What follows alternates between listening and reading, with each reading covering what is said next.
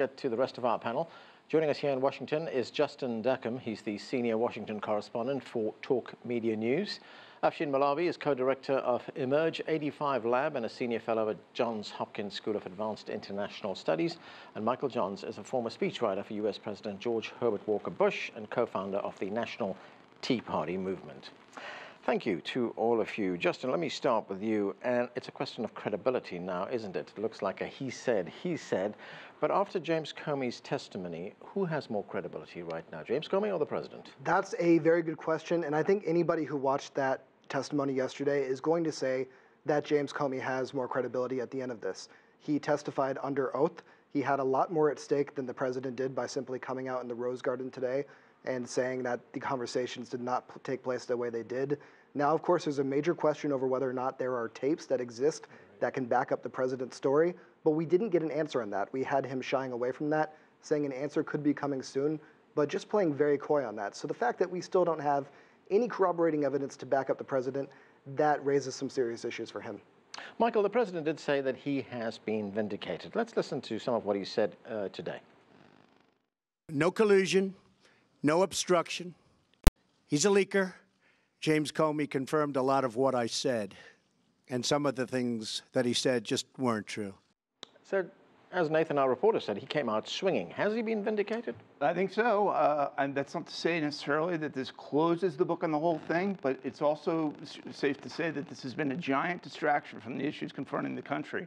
No collusion. I do think Comey more or less acknowledged that. He said that the president was not under criminal investigation, is not currently under criminal investigation.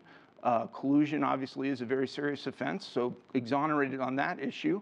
As it relates to any obstruction of justice issues, I'm kind of impressed with some of the legal thesis out there that suggests the president has great discretion in his ability to make decisions as it relates to law enforcement and law enforcement decisions. And, Alan Dershowitz, who certainly didn't vote for Donald Trump, Harvard law professor, one of the greatest constitutional minds in the history of the country, says that Trump could have gone much further than he did. He could have said, no, shut down the Michael Flynn investigation. I don't want anything further done on it. And that would have been fully within his constitutional authority under Article 2 of the Constitution. And he did not do that, obviously. He expressed his First Amendment viewpoint that he would hope that the investigation could stop. Comey left the Oval Office. The investigation continued. There was no obstruction whatsoever. So to my view, this is a complete exoneration of any wrongdoing.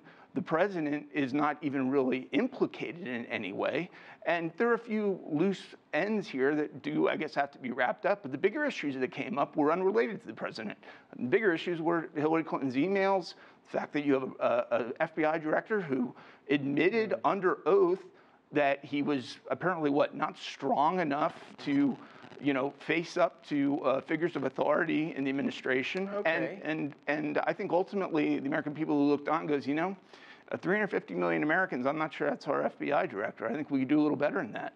And I think they understand that where the president was coming from when he made his decision. Okay, Afshin, if the president has not been implicated, if James Comey said or didn't say that the president was in any kind of trouble, he did confirm that he did tell the president that the president was not being investigated. Is it a closed case now? Well, certainly not a closed case. I mean, obviously, we're going to see with the investigation that's from the special counsel. But I think also, I'm not a lawyer, but if just looking at this as a, Joe citizen, if you look at terms like, I hope you will, let this go, that doesn't seem like a smoking gun for obstruction of justice, right? When you say, I hope you will let this go, as President Trump reportedly said. But I think there's another, issue at play here.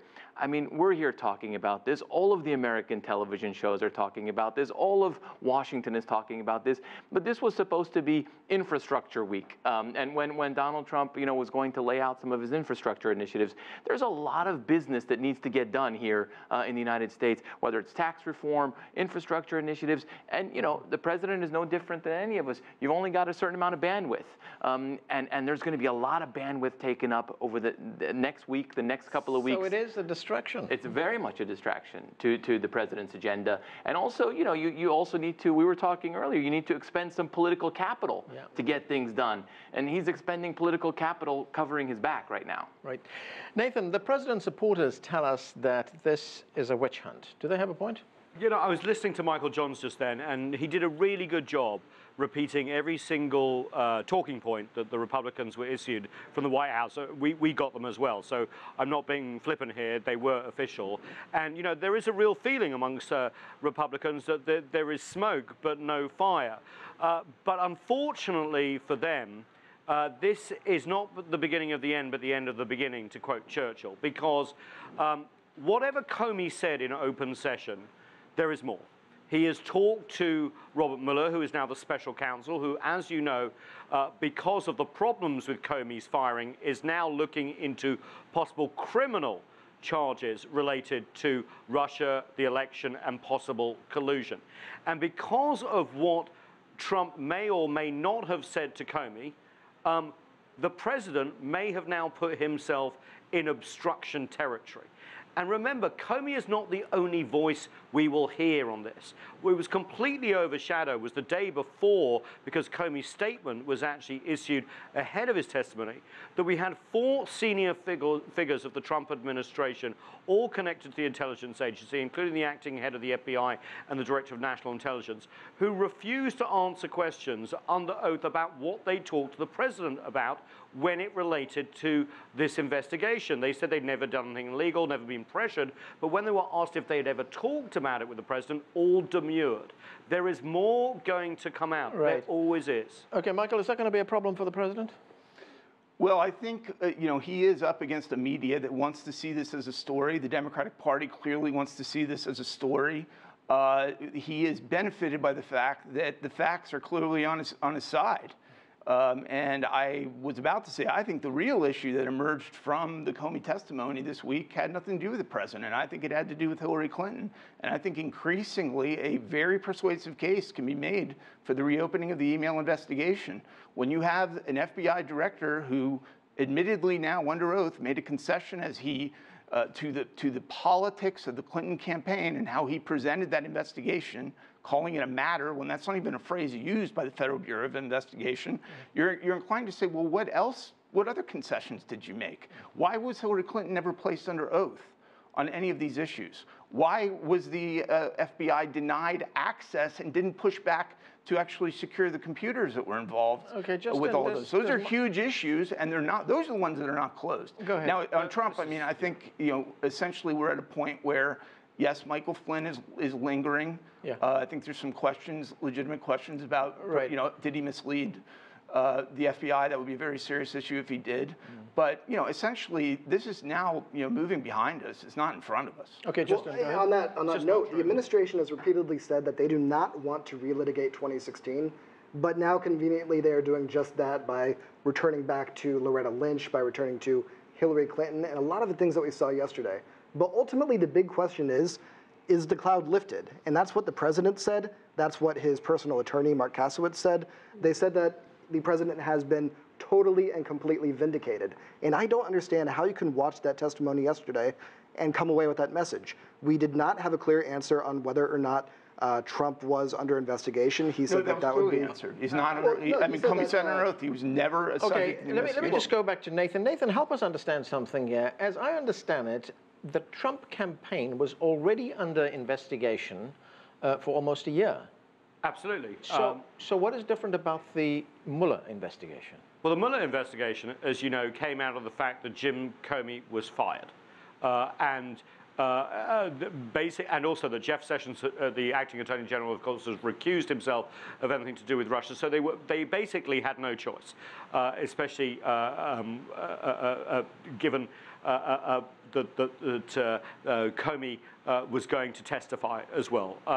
The problem with the Mueller investigation versus what we've been seeing in the Senate and the House, and there's another Pentagon investigation into Flynn's money ties as well, is it's a criminal investigation. The special counsel is brought in for criminal charges. And the problem is, for the Republicans, they may want to put this away and point to Hillary Clinton about what words they used in their campaign to describe an investigation. But this is very serious. It's the sitting president of the United States and some of his closest advisors. And we're not just talking about Carter Page, and we're not just talking about Paul Manafort now. We are talking about people very close to the president who are under investigation. Possibly the Attorney General of the United States, Jeff Sessions, a person of interest who will give testimony, albeit in private, his son-in-law, Jared Kushner, and there will be others as well. Okay. This is very serious, and the attempt not to say it is going to be a problem for the Republicans because it's not going to go away. And when you look at this, when we talk about credibility and the law, and there's politics here at play as well, and the politics of President Trump's constituency, right? Because President Trump's constituency has always felt that the elite media is out to get the president, right? And so what happens here? So for a while there's going to be kind of a sugar rush of, look, the elite media is out to get us.